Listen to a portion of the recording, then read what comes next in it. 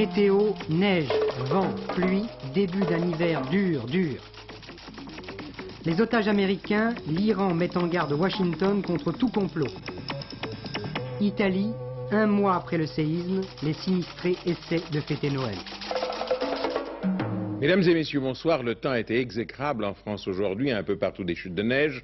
Le trafic aérien a même dû être retardé pendant plusieurs heures à Orly.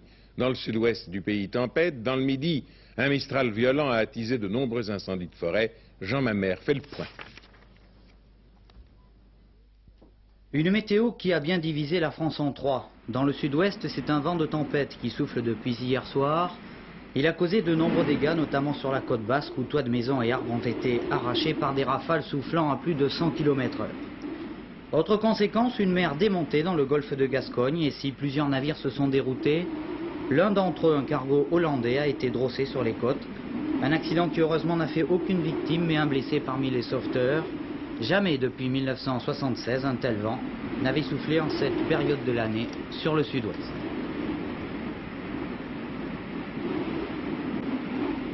Dans tout l'Est, le centre, le Languedoc-Roussillon, la Lozère, le sud des Alpes de Haute-Provence, les habitants se sont par contre réveillés ce matin sous la neige, une couche épaisse qui parfois a atteint plus de 15 cm.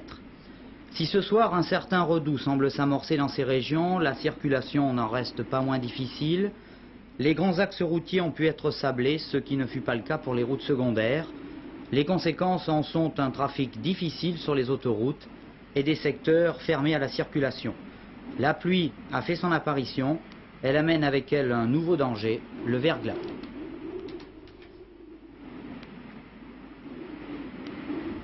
Enfin, un paradoxe, dans les Alpes-Maritimes, ce sont des incendies qui ont éclaté, attisés par un violent Mistral. Les principaux foyers ont ravagé des centaines d'hectares dans le Var et les Bouches-du-Rhône. Les causes, la sécheresse, aussi incroyable que cela paraisse. Pas un millimètre de pluie n'est tombé en effet depuis un mois sur la Côte d'Azur. Plus de 200 hommes sont mobilisés pour tenter de combattre ces incendies. Le plan de sécurité prévu en période estivale a été mis en application et maintenu par le préfet de région. Certains endroits sont encore inaccessibles et à chaque instant, de nouveaux foyers éclatent. Le Premier ministre iranien, M. Radjaï, a convoqué aujourd'hui les ambassadeurs accrédités à Téhéran. Il leur a dit que les États-Unis avaient le choix entre trois attitudes dans l'affaire des otages. Ou bien restituer les avoirs iraniens bloqués en Amérique ainsi que les biens du Shah, ou bien déposer à la Banque d'Algérie 24 milliards de dollars pour garantir la restitution de ces avoirs et de ces biens, ou bien comploter contre l'Iran, mais dans ce dernier cas, a dit M. Radjaï, l'Iran leur infligera la plus grande défaite de leur histoire et de toute manière les otages ne seront pas libérés avant que le problème n'ait été réglé, je cite, par des moyens légaux. Que valent ces menaces? Jusqu'où faut-il les prendre au sérieux? De Téhéran, le représentant permanent de l'agence France-Presse. Le cérémonial de la conférence de presse de M. Radjaï, Premier ministre iranien, était presque grandiose. 80 ambassadeurs convoqués, une grande salle du ministère des Affaires étrangères, des traductions en anglais, en français, de très nombreux journalistes. Par ce cérémonial, l'Iran a voulu montrer qu'elle entendait mener des négociations au grand jour et qu'elle était finalement la victime du grand méchant loup américain, du grand Satan comme on l'appelle ici, les États-Unis. Elle a voulu aussi montrer au monde que l'Iran n'était que dans son bon droit en posant des conditions qu'on peut estimer dures à la libération des otages. Ceci dit, M. Radjaï a affirmé qu'il n'y avait que trois solutions pour régler ce problème des otages. L'acceptation des conditions iraniennes et leur libération immédiate. Deuxièmement, une discussion des points litigieux et la prolongation de la détention jusqu'à ce que les deux parties tombent d'accord. Enfin, la thèse du complot américain si les États-Unis persistent dans cette voie et auquel cas on ne parle plus du tout du problème des otages mais simplement d'un affrontement entre les États-Unis et l'Iran. Une chose demeure certaine en tout cas, c'est une volonté d'ouverture de la part de M. Radjaï qui en aucun cas n'a parlé du problème du procès des otages. À Washington, il n'y a pas encore eu de réaction officielle, mais au département d'État, c'est-à-dire le ministère américain des Affaires étrangères, on reste très vigilant pendant que les diplomates algériens chargés des négociations en vue d'une libération éventuelle étudient les réponses américaines aux demandes de Téhéran. De Washington, Jacques Sigui. Ronald Reagan s'était imposé de ne faire aucun commentaire sur l'Iran avant sa prise de fonction le 20 janvier. La veille de Noël, c'est la colère du président élu qui a pris le dessus et qui lui a fait déclarer que les Iraniens étaient des geôliers et des voyous. En conséquence, les déclarations du Premier ministre iranien aujourd'hui ne modifieront en rien l'attitude américaine. Les 3 émissaires algériens sont en ce moment même au département d'État. Ils étudient les termes de la réponse officielle américaine aux 24 milliards de dollars demandés par Téhéran. Et le public américain est sous le coup des images des messages de 26 otages enregistrés la nuit de Noël à Téhéran. Ici, personne ne veut plus céder au chantage ou à la propagande. C'est sans doute ce raidissement américain qui a provoqué le commentaire de M. Radjaï à Téhéran. M. Forlani, président du Conseil des ministres italien, affirme que son gouvernement continuera à faire preuve de fermeté et d'intransigeance à l'égard du terrorisme. Le président du gouvernement du Tchad, Goukouni Weddey, a annoncé la formation d'une cour de justice chargée de juger Hissène Habré, leader des forces armées du Nord, actuellement en exil. M. Lech Wałęsa, l'homme du syndicat polonais Solidarité, a reçu une invitation à venir passer quelques jours en France, et ce de la part de l'association Solidarité France-Pologne. Après la visite de M. Čirek, ministre polonais des Affaires étrangères à Moscou, et selon un communiqué conjoint, ce voyage montre le caractère inébranlable de l'amitié et de la coopération soviéto-polonaise. La Pologne a été, dit le communiqué, elle est et elle demeurera un État socialiste, un maillon solide de la famille des pays socialistes. Afghanistan, tandis qu'on a signé à Kaboul aujourd'hui de nouveaux accords économiques avec l'URSS, le vice-premier ministre du gouvernement Babrak Karmal, M. Aryan, aurait fui le pays. En Inde, nombreuses manifestations de solidarité avec la résistance afghane, tandis qu'en ces journées anniversaires de l'entrée des troupes soviétiques, les dirigeants de la résistance lancent un appel pour intensifier la guerre sainte contre elle. Liban. Attentat hier contre l'ambassade de France. Dans un appel téléphonique donné au bureau de l'AFP de Beyrouth, un inconnu s'est réclamé d'une organisation pro-iranienne. Il a appelé les combattants du Rang Kassan. Il a revendiqué au nom de ceux-ci la responsabilité de l'attentat en menaçant la France d'autres représailles si Paris se départit de son attitude neutre dans le conflit Irak-Iran. Il n'y a pas eu de victime à l'ambassade, non plus qu'à la suite d'une explosion d'une autre bombe dans une des voitures du personnel diplomatique français. Alors toujours au Liban, recrudescence des combats dans le centre de Beyrouth, alors que depuis longtemps ils avaient lieu la nuit et dans la périphérie. En fait, les échanges de tirs de mortier et de mitrailleuses dans les ruines du centre de la capitale entre les troupes syro-palestiniennes de la force arabe de dissuasion, comme on l'appelle, et les forces libanaises n'avaient jamais cessé. Hier, en tout cas, il a fallu interdire à la circulation l'un des points essentiels de Beyrouth, le carrefour de Sodeko. En revanche, calme ce matin dans le centre du pays, à Zalé, après les bombardements à l'arme lourde d'hier, qui ont pris fin après un 5e cessez-le-feu, accord qui prévoit que les forces en présence conservent leur position tout en desserrant leur étau. Le criminel de guerre nazi Josef Mengele, responsable de la mort de dizaines de milliers d'hommes dans les camps de concentration, aurait été vu récemment en Uruguay, où il semble qu'il collabore comme conseiller technique au pénitencier politique Libertad. Selon des sources dignes de foi, d'après l'AFP, Mengele aurait encouragé l'adoption dans les prisons de mesures discriminatoires à l'encontre des détenus israélites.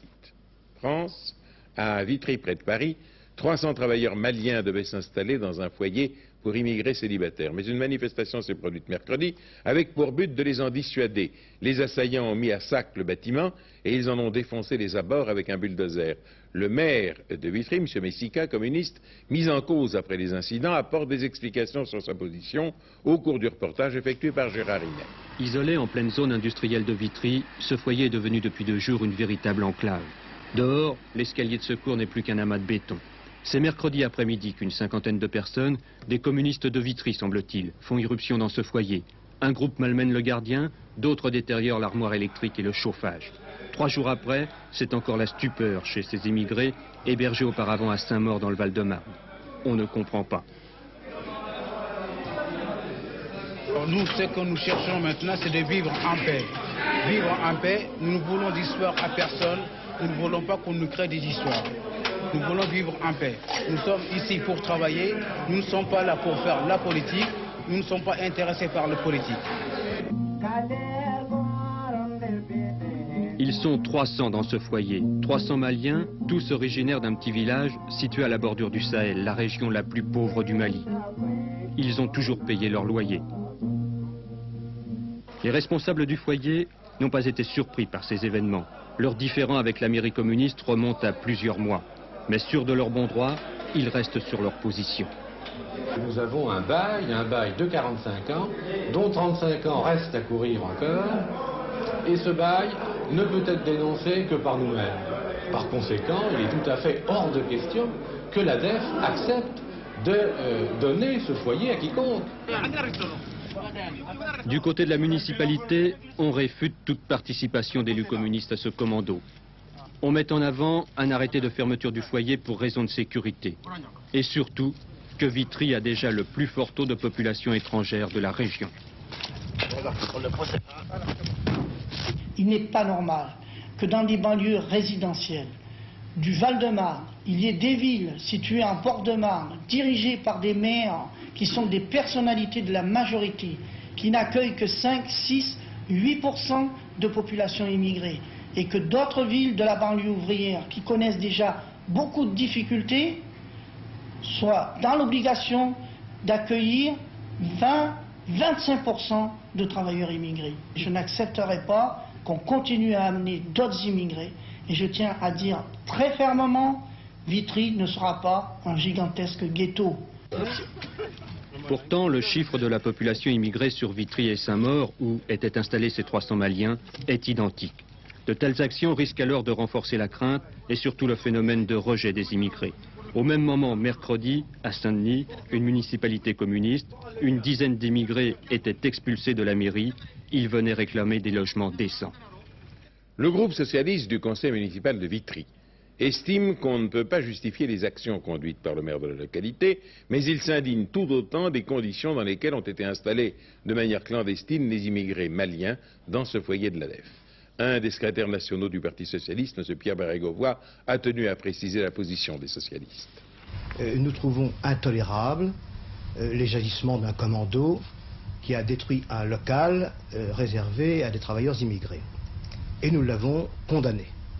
Nous n'en savons pas plus pour l'instant. Nous estimons que les coupables doivent être recherchés. Cela dit, il faudrait peut-être y voir un peu plus clair. Les travailleurs immigrés n'ont pas été reçus comme il convenait dans notre pays et depuis longtemps. Les communes dites bourgeoises, entre guillemets, ne les ont pas reçus. Et ils ont été réservés aux communes ouvrières où déjà se posaient des problèmes de logement.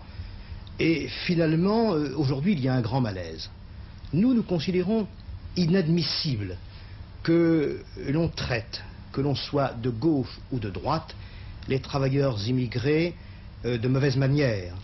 Et nous condamnons les agissements de ceux qui développent le racisme et la xénophobie, quels qu'ils soient. On ne peut pas résoudre ces problèmes-là sans concertation entre, d'une part, les représentants des travailleurs immigrés, d'autre part, les élus, et enfin, les pouvoirs publics. Et de ce point de vue, je regrette l'extraordinaire désinvolture des pouvoirs publics qui connaissaient cette situation et qui n'ont rien fait pour y remédier. Le président et Mme Giscard d'Estaing sont arrivés en fin de matinée à Pointe-à-Pitre, en Guadeloupe. Ils repartiront pour Paris lundi soir. Hier, à la Martinique, entracte dans le séjour privé du chef de l'État, qui s'est entretenu avec les élus locaux. Un reportage de nos confrères de FR3 Martinique. Valéry Giscard d'Estaing n'a pas voulu terminer sa visite privée à la Martinique sans un contact avec les élus, parlementaires, conseillers généraux, mais également responsables d'assemblées locales. La départementalisation économique annoncée en décembre 1974 était au centre des conversations informelles que le chef de l'État a tenu à avoir en cette circonstance, destinée à compléter et à conforter la politique de rattrapage social. La départementalisation économique, si elle n'est pas encore complètement réalisée, n'en a pas moins marqué des points importants dans l'île. C'était l'occasion pour le président de la République de réaffirmer son souci de créer une économie plus musclée, avec pour les Antilles la vocation d'être le relais de l'Europe dans cette partie du monde. Souvenez-vous, il y a plus d'un mois, en Italie, un terrible tremblement de terre faisait des milliers de victimes. 90% des maisons étaient détruites. Aujourd'hui, des milliers de sinistrés sont toujours sans abri. Et à cette époque de la Noël, le drame de ces malheureux est ressenti d'une façon particulièrement aiguë. Denise Boer, envoyée spéciale d'Antenne 2 en Italie, s'y est rendue avec Aviation Sans Frontières et elle revient de San Angelo de Lombardie. Sant'Angelo dei Lombardi, au cœur des Abruzzes, une bourgade rayée de la carte par le tremblement de terre du 23 novembre. 1000 morts et des disparus ensevelis que les décombres n'ont pas encore restitués. Depuis, des tonnes de boue ont envahi les rues et puis il fait froid à Sant'Angelo. De la neige, un vent glacial et le brouillard qui ne facilitent pas la tâche des sauveteurs. Alors on s'organise comme on le peut avec des moyens de fortune et passivement, les sinistrés tentent de survivre. C'était ça ma maison, derrière. Ce soir-là, nous étions à table avec mon mari et mes 8 enfants. Tout s'est écroulé. Nous n'avons plus rien. Des conditions de vie bien précaires pour survivre et avoir le droit d'espérer. La vie est triste aujourd'hui à Sant'Angelo. Tout s'est mis lentement en place, une arrivée des secours tardive, l'incapacité de l'Italie d'affronter une telle situation. Nous avions construit cette maison avec nos parents, tous ensemble. Nous sommes assommés. Cette fois, on ne pourra plus en construire une deuxième.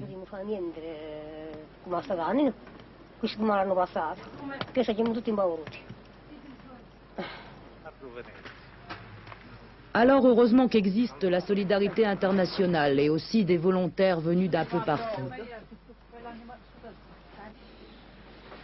Ce matin-là, sur l'aéroport d'Orly, une cinquantaine d'hommes chargeaient un avion prêté par Air Inter. Le Lions Club de France avait eu l'idée, l'envie de réchauffer pour Noël le cœur des petits sinistrés. Aviation sans frontières, une association de personnel navigant bénévole, conduisait l'avion jusqu'à Rome. À bord, 80 mètres cubes de vêtements, de chaussures, de friandises et de jouets. Il est 10 heures à Rome lorsque l'avion atterrit et c'est l'armée italienne qui prend tout en main. Grands sont les risques en Italie. N'oublions pas le nombre de dons qui ont été pillés, volés par la Camorra, la mafia napolitaine. Nous étions à Sant'Angelo lorsqu'un camion transportant 700 bouteilles de gaz destinées au chauffage des sinistrés a été volé. Le matériel est donc stocké par l'armée, puis acheminé par convoi militaire sur les zones sinistrées. Pendant ce temps, Sant'Angelo frileusement prépare son Noël, un Noël bizarre, le Noël le plus triste que connaîtront ses habitants des Abruzzes, un Noël rappelant la guerre et ses distributions de vivres. Nous ne sommes pas là seulement pour construire des maisons, mais pour construire des personnes humaines. Nous ne sommes pas ici pour combattre des catastrophes, mais pour combattre des préjudices. L'ignorance et tant d'autres maux d'origine spirituelle et culturelle qui empêchent la formation des habitants de cette zone. Un camp de sinistrés orné de quelques maigres guirlandes pour respecter la tradition de Noël, mais cette année, le cœur n'y est pas. Nous avons fait des sacrifices et des dettes pour pouvoir construire notre maison. Oui, on avait fait des emprunts à la banque. Cette année, notre Noël à nous, je pense que pire que celui-là, il ne peut pas y en avoir. Des vivres, il n'en manque pas, mais la solidarité devrait encore jouer. Ils attendent avec impatience des maisons préfabriquées. Et dans un an, les sinistrés de Sant'Angelo seront-ils relogés? L'ex-roi Constantin de Grèce peut rentrer dans son pays s'il le désire, disait-on à Athènes ce matin, mais s'il revient, il sera considéré comme un simple citoyen. Je vous rappelle que la République a été instituée en 1974. L'ex-roi Constantin et sa famille vivent en exil à Londres. Demain dimanche, Antenne 2 diffusera exceptionnellement à partir de 9h30 une messe de rite orthodoxe en direct de la cathédrale d'Athènes. Ceci en prélude à la journée grecque, celle après-demain, lundi 29, sur notre antenne. Vous savez que la Grèce entrera officiellement dans le marché commun le 1er janvier. C'est pour nous l'occasion de mieux connaître ce pays, ses habitants, leurs coutumes et leur religion. La religion orthodoxe, laquelle d'ailleurs dépasse largement les frontières de la Grèce. Philippe Arroir, qui commentera pour vous demain matin cette messe solennelle d'Athènes, vous propose ce soir de faire connaissance avec les orthodoxes, qui forment une des 3 expressions du christianisme, et il est en compagnie d'un théologien, le père Andreas. Évidemment, le terme en soi orthodoxe peut penser que nous faisons une groupe tout à fait à part et surtout par rapport à nos frères catholiques, qu'on appelle catholiques, ça pourrait faire, si vous voulez, 2 mondes tout à fait séparés. Et la plupart du temps, nous oublions qu'orthodoxes et catholiques, au fond, désignaient la même chose avant que cette malheureuse et tragique événement de la séparation des 2 églises eut lieu. C'est en 1054 que le schisme est consommé entre chrétiens d'Orient et d'Occident. À la base de la déchirure, des divergences religieuses, mais surtout la primauté juridique du pape sur l'Église que les orthodoxes n'acceptent pas. Les deux églises s'excommunient mutuellement, la brouille est irréparable pendant des siècles. Mais depuis plusieurs années, et surtout depuis Vatican II, l'œcuménisme est à l'ordre du jour. L'accent est mis sur ce qui unit orthodoxes, catholiques et protestants, c'est-à-dire l'essentiel. Après tout, les trois religions sont l'expression du christianisme. Chacun se retrouve dans la même croyance en Dieu, dans le Christ et dans le Saint-Esprit, la Sainte Trinité. Chacun s'affirme dans le même baptême et l'Eucharistie, mis à part les rites, n'est guère différente.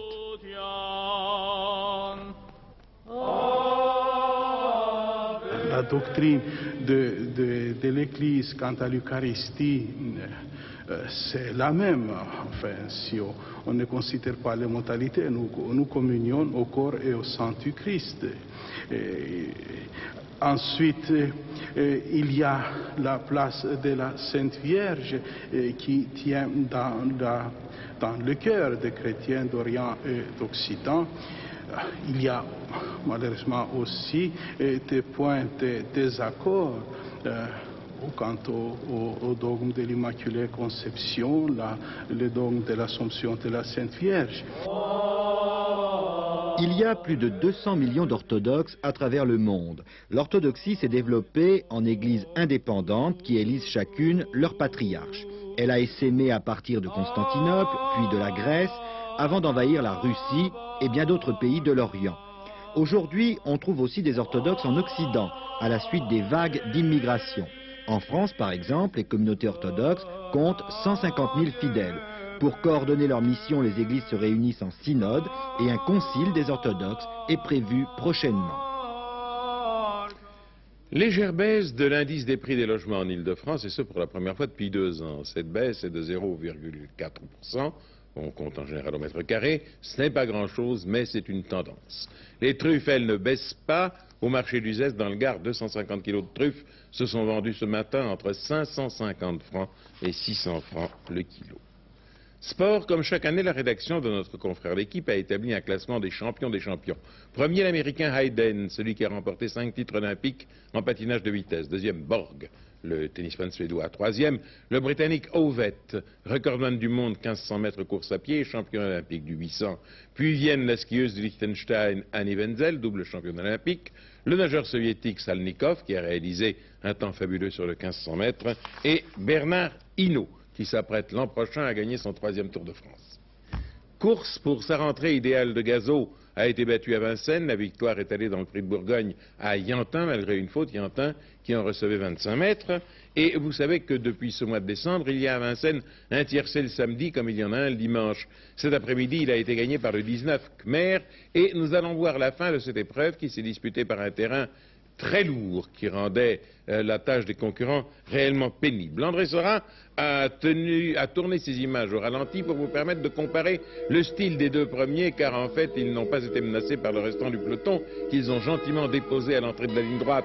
Casaque bleu clair, le futur gagnant Khmer, et à côté de lui en casaque orange Corrigano. Le trotteur de tête est mené par Léopold Verhoeven, dont tous les chevaux sont en forme et qui n'aura pas besoin, je parle de Verhoeven, de bouger les mains tant la domination de Khmer est nette. Pour la deuxième place, Corrigano, conduit par le Vanier, c'est un très bel alezan brûlé, il trotte d'une manière plus élégante, il a un trot plus coulé, mais Khmer gagne, bien qu'il ait un peu tendance à lever la tête, ça ne lui fait pas perdre de terrain, et devant la foule qui a bondé les tribunes, Khmer va conserver aisément davantage, Corrigano, malgré tous ses efforts, ne parvenant pas à le menacer. Terminer comme cela dans un terrain aussi pénible, c'est presque un petit exploit. Les autres finissent alors eux presque loin. Le 19, donc, Khmer gagne, mené par Verhoeven. Ensuite, c'est le 8, Corrigano, et le 17, Cursimo, ce qui fait un tiercé pas mal du tout pour ces rapports. Si vous le touchez, eh bien, vous passerez un joyeux réveillon de nouvelle année. Alors, pour demain, Pierrette Bresse a choisi le 18, Jomélie de Villars, malgré ses récentes défaites, le 17, Jasmine Charmeuse, encore une jument, très régulière, le 14, Jimbo Desjacos, qui revient en forme, le 12, Jenny Fellow, aussi bonne à l'attelé qu'au monté, le 11, Jodness, qui personnellement me plaît beaucoup, le 16, Jet de Prapin, le 10, Jacques Isa, et le 13, Jolie Perle, et je remarque qu'il y a 6 juments et 2 mâles seulement dans les 8 chevaux qu'a retenu Pierrette Bresse. Nous terminerons avec Jacques Higelin. Il se produit au Théâtre Mogador, près de l'Opéra à Paris, jusqu'au 4 janvier. Higelin, comédien, vous l'avez vu dans Elle court, la banlieue, ou dans Bébert l'omnibus. Il a aussi écrit des sketchs. Il a joué au théâtre avec Romain Bouteille, mais avant toute chose, il compose des chansons. Personnage hors du commun, il pourrait avoir, selon certains spécialistes des variétés, un nom plus grand s'il le voulait.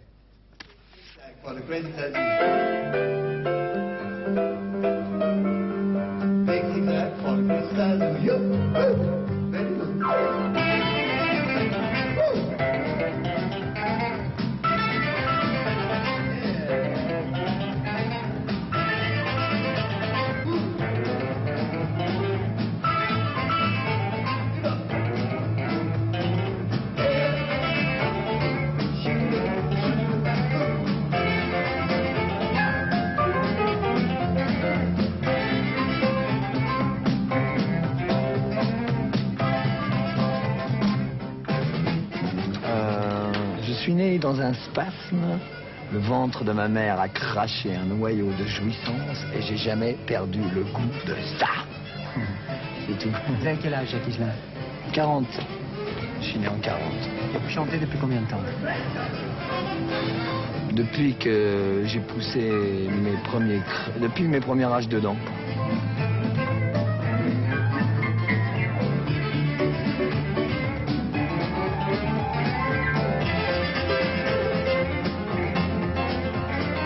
Jacques Higelin, bien difficile de définir l'homme et l'artiste. Un petit goût pour la provocation, mais surtout une immense sincérité, un besoin fou de vivre et de communiquer avec les autres. Il a été comédien, il est avant tout l'un des auteurs de chansons les plus doués de sa génération. Et cela même si un goût pour le voyage, pour la vie au large, pour la vie en marge, l'a parfois éloigné des chemins du succès.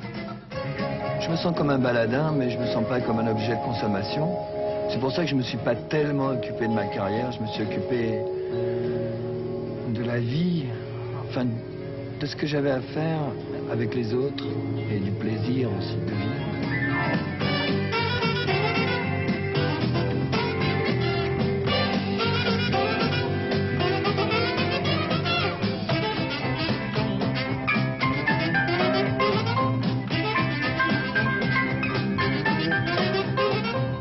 Le Père Noël 1980, qu'est-ce que vous apporteriez aux gens? Aux gens? Ouais. Le temps. Le temps de vivre? Ouais, le temps. C'est la première des choses que j'aimerais apporter aux gens. Si j'avais le pouvoir de leur apporter quoi que ce soit.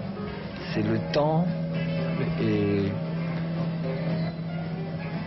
pour pouvoir respirer, pour pouvoir souffler, et pour avoir le temps de jouir de la vie et de penser un peu aux choses importantes comme l'amour. C'est-à-dire... Oui, l'amour. Pourquoi vous riez? Parce que j'aime ça. Parce que ça m'intimide aussi de parler, plus ou moins, des fois. Mais pour ça, il faut avoir le temps. Il y a beaucoup de gens sont malheureux parce qu'ils sont toujours stressés. Ils sont pressés, comme des citrons. Et après, on les jette. Et c'est pas bien.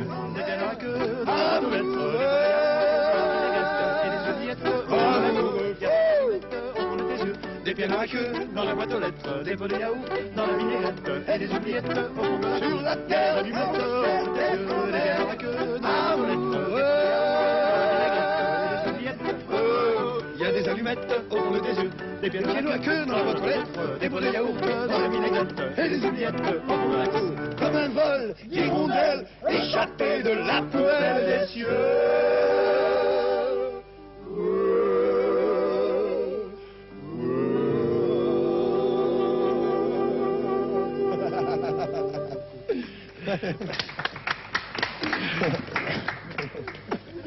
Ok, rendez-vous à plus tard. Mais à propos du temps dont parlait ce philosophe de la vie, demain matin, le temps sera froid avec des gelées et du verglas qui n'épargneront que les régions littorales, des brouillards dans les vallées de la Seine et de la Loire, quelques chutes de neige résiduelles en montagne. Alors en cours de journée, temps nuageux avec périodes ensoleillées fréquentes, sauf près de la Manche où des pluies précédées de neige se produiront l'après-midi. Les vents du nord seront forts. Faites très attention en roulant demain, parce qu'à part quelques axes qui ont pu être sablés, il y aura du verglas et vous savez combien c'est traître. Faites donc très attention au volant. Terminez votre année en arrivant à bon port, en arrivant à destination entier et en pleine forme. Dernière édition du journal ce soir à 23h20 présentée par Gérard Holtz. Et si tel est votre bon plaisir, nous nous retrouverons à 12h45 et à 20h demain pour le dernier dimanche de l'année. Bonsoir, merci.